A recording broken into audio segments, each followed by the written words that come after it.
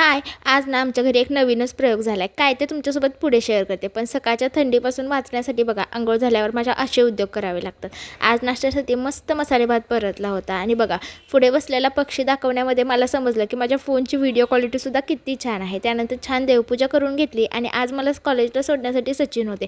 त्यामुळे ना माझा भरपूर चालण्याचा ताप वाचला. कॉलेजमध्ये गेले, पूर्ण कॉलेज केलं आणि त्यानंतर घरी आले. घरी आल्यावर इतकी भूक लागली होती आणि मला माहितीच नव्हतं की दुपारी सचिन जेवायला येणार आहे. त्यामुळे मी एकटीनेच मस्त असं जेवून घेतलं. जेवण होतंय की नाही तोपर्यंतच माझं एक पार्सल आणि सचिन दोघंही सोबतच आले होते. आता चाकू देत होते पण त्यांना एक्साइटमेंट बघा किती होती की त्यांनी पार्सल ओपन करून बघितलं. आता काय आहे ते मी तुमच्यासोबत पुढे शेअर करते. पण इकडे बघा काय उद्योग चालला. ते चपाती शिकत होते तेवढ्यात माझं दुसरं पार्सल आलं. मी खाली गेले होते तोपर्यंत करपलेला वास आला म्हणून पळत वरती आले आणि इकडे बघा त्यांची पहिली चपाती तोपर्यंत बनवून सुद्धा झाली होती.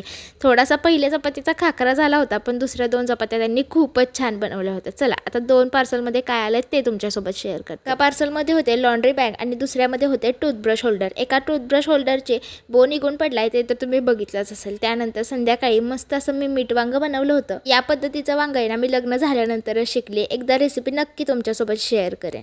पर्यंत सचिन बाहेरून येताना मस्त पेस्ट्री घेऊन आले होते. त्यामुळे जेवण केल्यावर छान पेस्ट्री खाऊन दिवसाचा शेवट केला.